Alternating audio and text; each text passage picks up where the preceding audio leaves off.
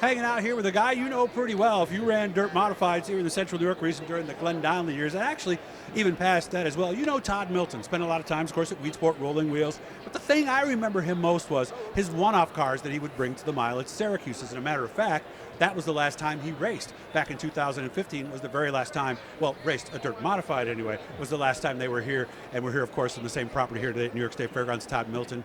How you been, man? I haven't seen you in 6 years. It's been a while. Thank you, Doug. I've been doing quite well and keeping myself busy.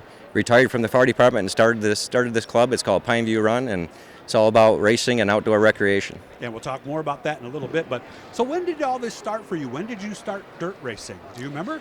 Yeah, I got to tell you, back in I was in high school, and I'd say right around 1987, I built an old show car. So I took a 1982 show car that was in the weeds, restored it, and the Dirt Sportsman Series had just started up like the year before that. A truck out of a K5 Blazer, I took a 350 engine out of a K5 Blazer, put it in the show car, and did a sportsman deal. Ended up going to school, and that's when I first started racing, though. Yeah, the driving school they had in Weed Sport there, right? The Bob McCready I think did? I took the Bob McCready driving school back in the early 90s. I think that was after college I came back and got back into it and what have you. I think I did a mini sprint for a year and then went 358 racing.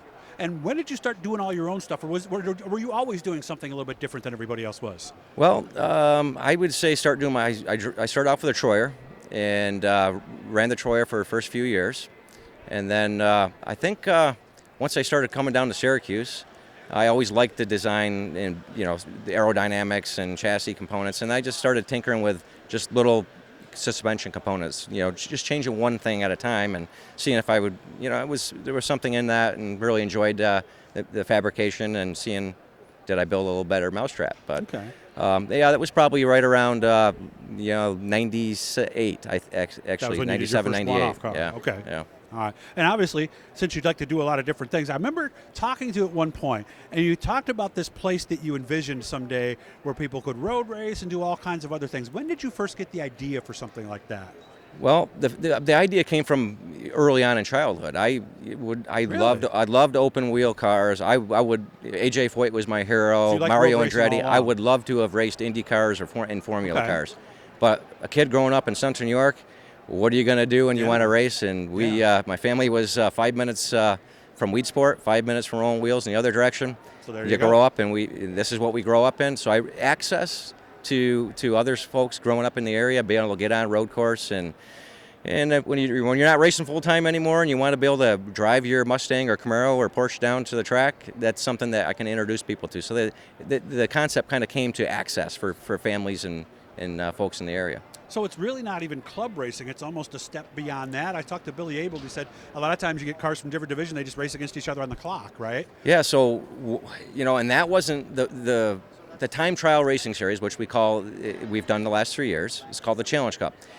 So members join to learn how to drive and enjoy driving their sports cars on a track, and from there, the next step is like the golf league. So you have the Saturday night golf league.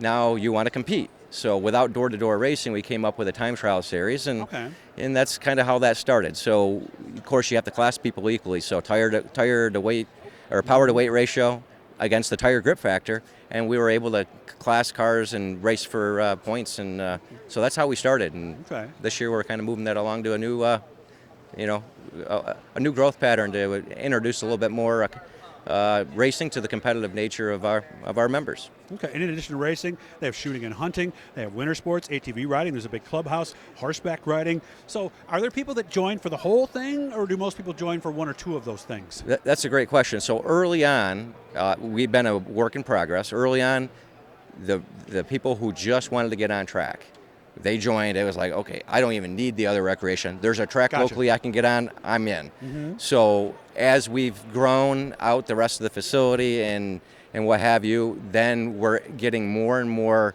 members who had never been involved in motorsports before. Really? They just thought it was a cool idea for the family to be involved and be able to bring, Dad can go out and bring the Porsche or the Corvette or Camaro, or go get that sports car he always wanted. Charger or whatever. And there's a lot of women who started out driving as well, and really learned to appreciate the art of driving, high performance driving, and just really get a lot out of that. And now the whole family can come start in go-karts, and they can go ride horseback and shoot and ride snowmobiles and all that sort of thing. Yeah, and they don't have to worry about somebody bumping them on a start and things like that. It's a way to learn and kind of ease into it, isn't it? It's a way to ease into motorsports and learn, how to handle a car. And, they don't have to go any further. Some people don't ever even want to put a stopwatch on them. They just want to So enjoy. they don't want to go to Watkins Glen or someplace like that. They just want to do this and a enjoy lot it. of our members just want to enjoy driving their automobile in a safe place where they can enjoy that and really,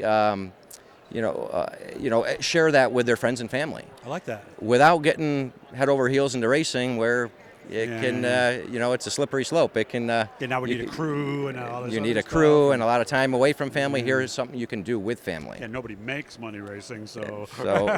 And here you typically you drive your car home versus load it in a trailer and take it Big home stacker and everything else and all that. So people are interested. How can they find out more?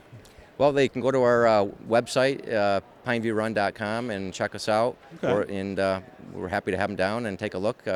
During the summer months when we're operating the track, we're so they get tours, they get a we hold can, of we you have guys guests can come down. We can out? show them what the club is about. Absolutely. I like that very much. Okay, so guys, check it out. And I also know I was talking to Billy Abel the other day. There's a lot of videos online too. So if you look Pineview Run on YouTube for videos, you'll see some in-car videos people have too. Give you an idea what the track looks like.